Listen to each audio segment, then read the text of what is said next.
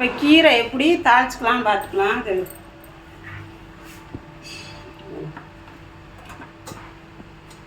தாளிக்கிறதுன்னு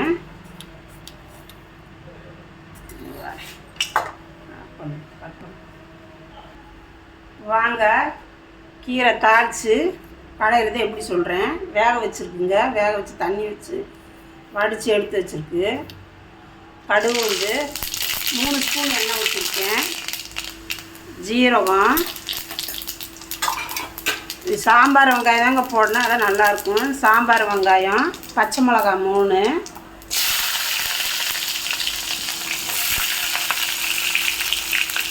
கொஞ்சோன்னு ஒரு 10 பல்லு பூண்டு,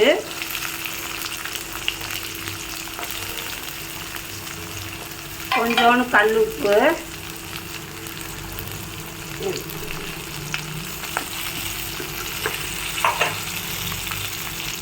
கொஞ்சோன்னு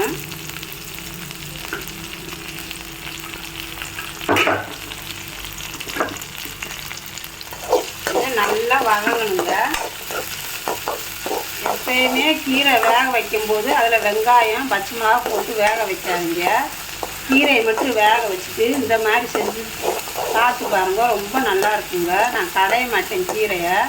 தாளித்து கொட்டி கீரையை ஆற வச்சுட்டு எல்லாம் ஆறினோடனே மிக்சியில் ரொம்ப மைய அரைக்கக்கூடாதுங்க, 1-2 அரைக்கணும்.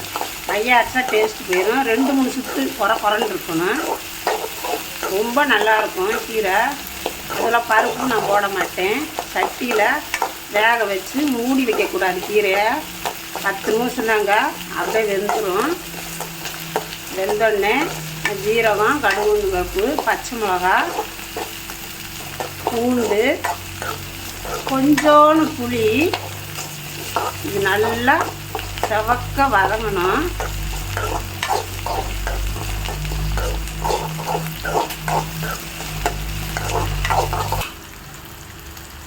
இதை நல்லா வதங்கிடுச்சுங்க. இதில் 3 தக்காளிங்க.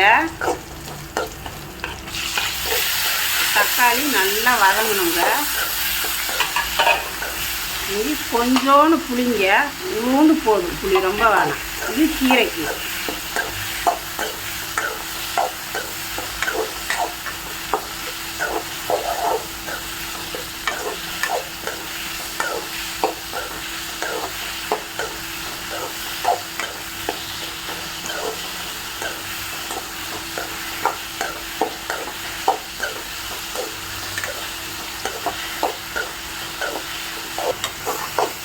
தக்காளி நல்லா வதங்கிடுச்சுங்க. எல்லாம் வதங்கினோடனே ஏற்கனவே இதில் கொஞ்சோண்டு உப்பு போட்டிருக்கு. ஸ்டவ்வை அமர்த்திட்டு கீரை அதில் சேர்த்துக்கலாம். சேர்த்துட்டு பாருங்கள், கீரை பச்சையாக இருக்குது. நம்ம குக்கர்லேயே சட்டி மூடி வச்சு மூடக்கூடாதுங்க, கலர் ஆயிரும். இதை ஆறினோடனே மிக்சியில் போட்டு சும்மா ரொம்ப மையாக அரைக்கக்கூடாதுங்க, டேஸ்ட் ஆயிடாது. கொஞ்சம் 1-2 அரைச்சாதான் நல்லா டேஸ்ட்டாக இருக்கும். இது ஆறினோடனே சும்மா 1-2 அரைச்சி அப்படியே தாளிச்சிருங்க, ரொம்ப நல்லா டேஸ்ட்டாக இருக்கும். அந்த கீரை வெந்த தண்ணியை அப்படியே ஊற்றிக்கிங்க. ஹாய் ஃப்ரெண்ட்ஸ், கீரையை ஆற வச்சு இந்த பாருங்கள், ரொம்ப மையாக அரைக்கக்கூடாது. இந்த மாதிரி 1-2 அரைச்சிக்கணும். அரைச்சி வச்சுக்கிட்டு இப்போ தாளிச்சிடலாம். வாங்க. எண்ணெய் ரொம்ப ஊற்ற வேணாம், சும்மா 1 ஸ்பூன் கொஞ்சமாக.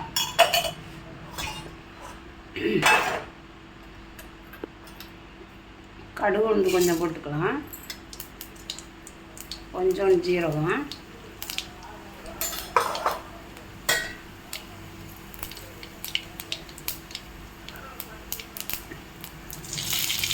ஒரு காஞ்ச மிளகா, 2 கருவேப்பிலை, தாளிச்சு